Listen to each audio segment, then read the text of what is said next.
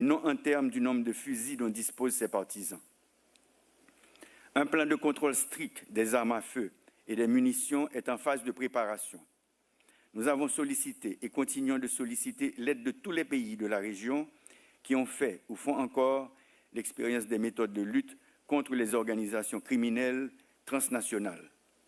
Des approches sont en cours en vue de convaincre tous les membres du Conseil de sécurité des Nations Unies de la nécessité de changer le statut de la mission de sécurité et de support à la police. Nous remercions les membres des gouvernements de la CARICOM, du Kenya et des pays amis qui nous aident depuis des années à atteindre cette stabilité. Plusieurs démarches ont été entreprises en vue de permettre de mieux nous attaquer aux défis que représentent les gangs pour la sécurité publique.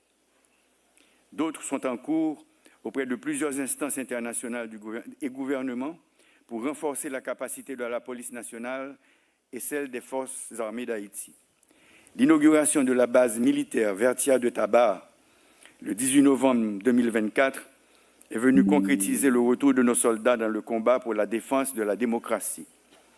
Depuis le 2 octobre 2023, soit depuis plus de 14 mois, la mission multinationale de soutien à la sécurité a été approuvée par les pays membres. Ceci sans que l'effectif total de cette force ait pu atteindre 1000 membres, voire les 2500 auxquels on s'attendait. Le Conseil national de sécurité a finalement vu le jour lors du dernier Conseil des ministres. C'est une instance stratégique importante qui facilitera la reprise en main du territoire national. Elle dotera l'État haïtien d'un lieu d'où pourront être coordonnées et suivies toutes les étapes des opérations de protection, de contrôle et de reconquête de nos espaces vitaux. Année 2024, là, plus passé 5000 moun mouri. Nous dans la guerre. Année 2025, là, nous continuons à faire la guerre. Gangsters ont déclaré la guerre contre la population. Nous-mêmes, nous déclarons la guerre contre tout gangster. Tout gangster qui a assassiné le peuple, là, qui a boulé l'hôpital avec l'école, qui a violé grand monde, petit monde, qui a fait trafic d'armes, qui a vendu monde, qui a trafiqué organes femmes et garçons haïtiens. Tout conseil présidentiel, transition, premier ministre là, avec tout gouvernement, toute boîte l'État, toute collectivité, nous dans la guerre contre l'insécurité. Mais nous connaissons le peuple qui pour sauver le peuple. Peuple là sous la défensive. Peuple là en situation de légitime défense. Et nous connaissons, quand le proverbe l'a dit, toute bête gênée mordée. Dans la guerre, ça, le peuple doit accompagner la police acclamée. Le peuple doit accompagner agents force multinationales là, Jean Yofel dans la Tibonite là. Dans la guerre, ça, tout le monde là-dedans, tout le monde doit avoir l'idée. Tout le monde doit porter coller avec la police communautaire. Dans la guerre, ça, le conseil présidentiel là a joué partition pâle. Le premier ministre là, le gouvernement a joué paille. Ou même professionnels, artistes, businessmen, techniciens, timachan, revendeuses, paysans, paysannes, travailleurs en Haïti ou bien en diaspora, il faut qu'on joue partition pâle. Parce que nous toutes nous concernés. Dans la guerre, ça, nous avons demandé aux paysans minouyo pour aider à faire la guerre pour rétablir les droits moun, pour empêcher les armes et munitions d'entrer dans le pays d'Haïti et pour continuer à aider nous à protection, manger et soins dans tout camp réfugié et rapatrié dans le pays. Le Conseil national de sécurité et CSPN a dirigé la guerre. L'objectif de la guerre, c'est mettre la paix dans le pays, pacifier le pays pour aller à l'élection. Bon gens élection pour nous choisir candidats. Candidats dans Kazek, candidats dans la commune, candidats dans tout département, candidats pour présidence. Parce que, vle pas vle, a bien élection dans fin année ça. Moi pas demander nous patience. Parce que patience pam li bout déjà. Nous prenons ensemble pacifier le pays pour nous voter une constitution qui répond à la réalité moment. Année ça, pas demander ça Haïti qu'a fait pour vous. Demander tête nous, qui ça nous qu'a fait pour Haïti. Qui gens nous qu'a organisé nous pour nous aider défendre le quartier nous à concours force l'ordre. Année 2025 là, nous t'avons estimer l'espoir dans le pays. Montrer que nous au service population, bail exemple bon comportement, fait nous rejoindre dignité nous et fierté nous. Année 2025, là, nous pourrons travailler contre les assassins qui ont tué le peuple. Nous pourrons ouvrir route, mettre sécurité dans le port, dans l'aéroport, pour nous circuler libre et libre. Même après dire encore, il faut que tout le monde a veillé. Nous-mêmes, dans les têtes de l'État, nous mettons tous les moyens à disposition, braves policiers et braves soldats, pour porter la victoire sous gang et pour permettre la vie de reprendre dans le pays.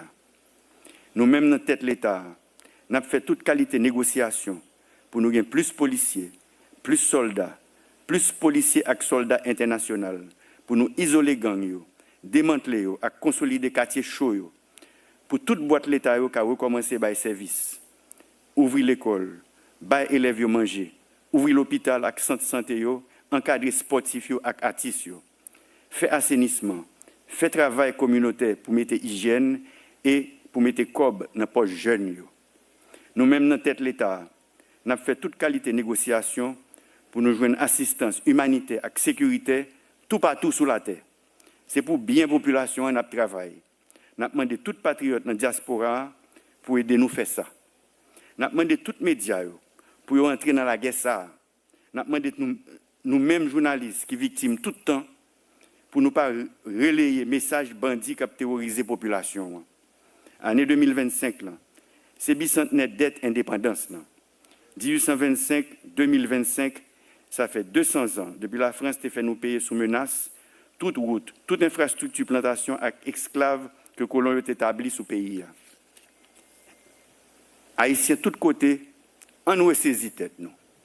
Mesdames, Messieurs, Haïti a proclamé son indépendance après cette guerre implacable menée contre les colons français pour faire valoir le droit naturel et imprescriptible à la liberté, qui était d'ailleurs consacré par le droit positif français de l'époque à travers la Déclaration des droits de l'homme et du citoyen en 1789. Cette déclaration stipule en son article 1er que les hommes naissent et demeurent libres et égaux en droit. Ce texte pose les bases mêmes de la République et de la démocratie.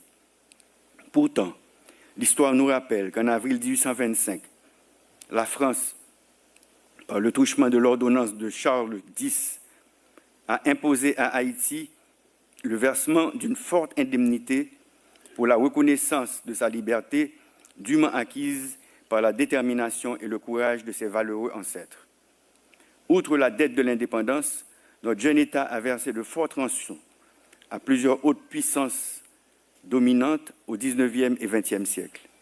Cette injustice inqualifiable constitue une meurtrissure qui ne cesse de hanter notre mémoire et malheureusement, le paiement de ces rançons a contribué à compromettre de manière significative les perspectives de développement de la jeune nation.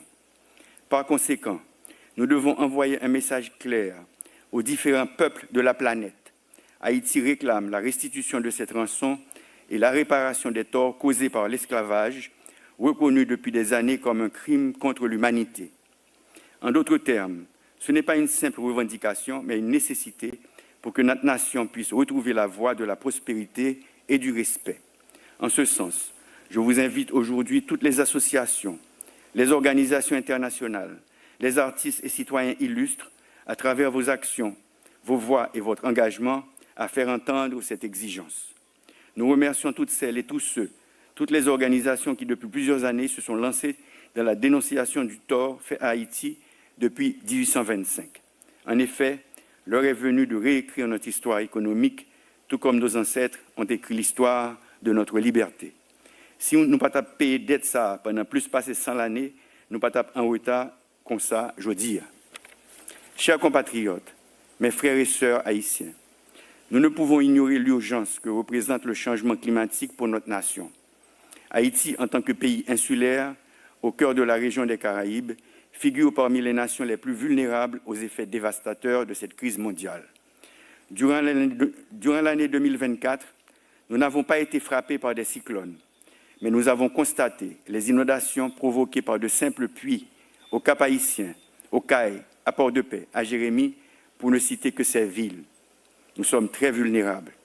Il est de notre devoir collectif d'affronter ces défis avec détermination et de plaider pour une action concertée, tant au niveau national qu'international, afin de préserver notre environnement et garantir un avenir durable pour les générations futures.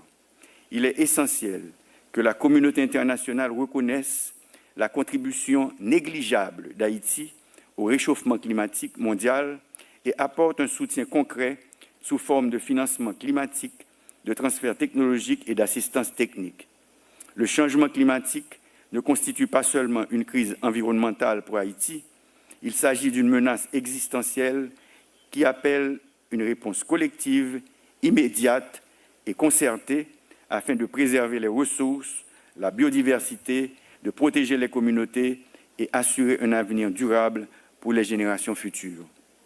Mes frères et sœurs, enfin de cette terre bénie qu'est Haïti, notre pays traverse des épreuves sans précédent, mais je suis convaincu que c'est dans l'unité et la solidarité que nous trouverons la force de surmonter ces défis. Aujourd'hui, plus que jamais, nous devons mettre de côté nos divergences pour bâtir ensemble l'avenir d'Haïti. Inspirons-nous de nos ancêtres qui ont malgré tout fait preuve d'une résilience exemplaire pour obtenir notre indépendance. C'est en unissant nos forces que nous pourrons réaliser ce que beaucoup croyaient impossible. Ensemble, nous choisirons la voie de la paix, de la prospérité et de la dignité. Que ce grand jour nous inspire à bâtir un pays où règne la justice, l'équité et la dignité pour toutes ses filles et tous ses fils. Qu'il nous guide à rebâtir notre pays en restaurant l'autorité de l'État, en organisant des élections honnêtes, crédibles et transparentes et en améliorant les conditions de vie de la population. Je vous souhaite, ainsi qu'à vos familles, à toutes celles et tous ceux que vous représentez, une bonne et heureuse année 2025, pleine de succès, de santé et de bonheur. Vive l'indépendance, vive l'unité nationale, vive Haïti. Je vous remercie.